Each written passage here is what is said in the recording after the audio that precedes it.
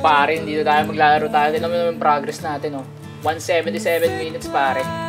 Nasimula nung kagabi pa to eh. Nung may klase pa kami sa ICT. Nung ano kasi, na-save siya. Pinatay ko yung PC pero naka-sleep lang. Na-save siya eh.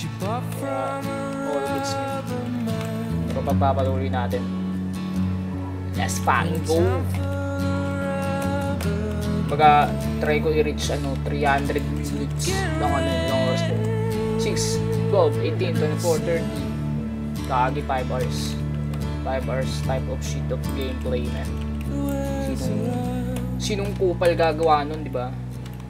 Bed rot, game rot type shit lang. Kaya hindi naman. I mean, I don't hate. I actually admire people who play like this. Pero kupal lang talaga. Inaanla ko ng gago. Tano mo, patay ka agad sa akin, boy. Stupid wormhole tayo na parehas po. Gago din ako din.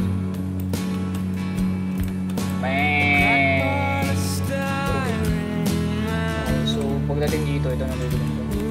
Para infinite yung, hindi naman sa infinite. So, maraming lalabas na anomalya. Fireworks. Ito natin ito na item to. Pinaka-slip na kalaban dito para pinaka-last. I mean, pagdating sa elite monster siguro.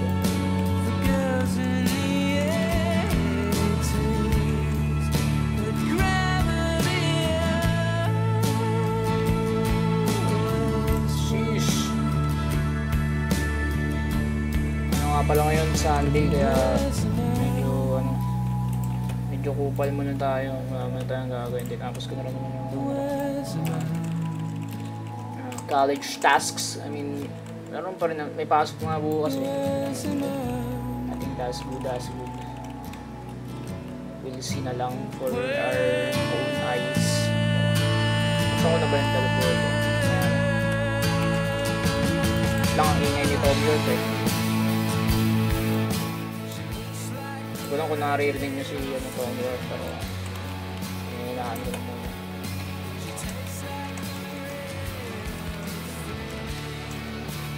Kuba naman, ayun, Shrine of Chances pare. Puro equipment na nga nang binili eh. I got the best equipment out here. Pagdating sa cooldown. So, I don't know, it's actually subjective. Uy, gago! Tatlo yung nilalabas ko. Dang! Na-activate yung equipment. Ito nakawala yun. Lahat naman ng bagay sa mundo.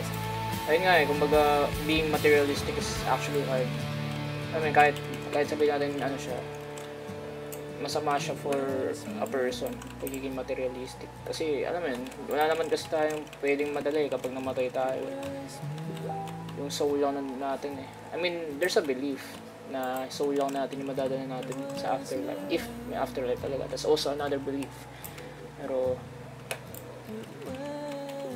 me personally, I'd like to believe na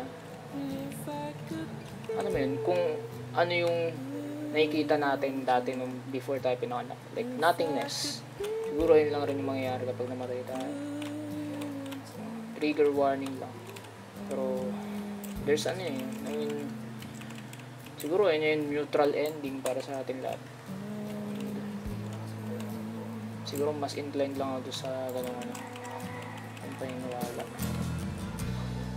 Though, alam mo yun, gusto ko pa rin maniwala na may heaven. Pero parang parang malabo eh. Sana may heaven talaga for all people. Pero parang kasi siya, like, lahat ng tao mapupunta sa heaven, yung mga mga mababait na tao na nakagawa ng kabaitan. I mean, alam mo yun, it's very complex talaga. I mean, hindi sa lahat ng tao na yung mga taong gumawa ng kabaitan. Like, meron kasi parang there's a belief na hindi daw mapupunta sa langit kapag wala kang paniniwala or wala yung pananampalataya mo sa Diyos. Like, paano kung you led your life a good one naman, di ba? Don't you think deserve din ng mga tao yun kahit iba yung view nila doon sa alam mo yun, hindi naman natin kailangan ng paniniwala para maging mabuting tao. Actually, mas mas ethical approach, na kahit wala kang paniniwalaan, kahit di ka naniniwala sa Biblia or sa Diyos, pero mabuti ka pa rin tao. That makes you more human than most of people na naniniwala na there's one supreme being. Kasi parang ganoon, bumabase ka lang sa bumabase ka lang sa standard na binigay ng supreme being mo ngayon. Pero kapag wala kang paniniwala, tapos mabait ka pa rin, diba? Naniniwala ka lang sa humanity, baga sa pagkapwa-tao, baga makatao over makadiyos, diba? Amen. Kaya I think, mas gusto kong maniwala sa tao. Open na natin itong portal. Taragis ang dami. Minayos lang naman. I got this. Patay agad yung wormhole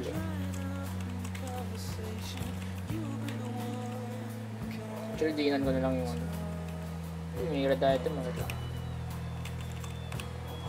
Solid.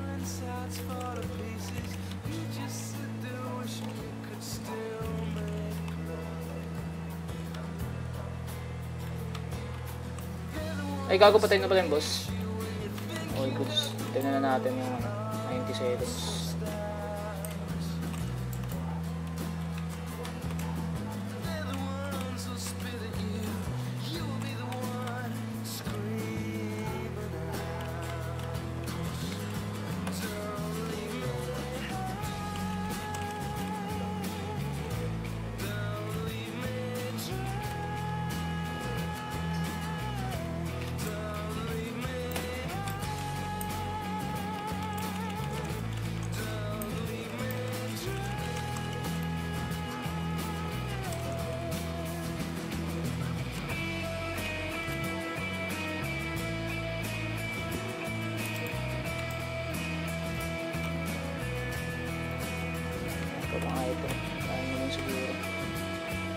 Let's go, pare.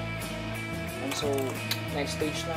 Baka di ko sure kung videoan ko yung kapag nag-decide na ako na mag-last stage, final boss. So, hanggang doon lang. Bye bye.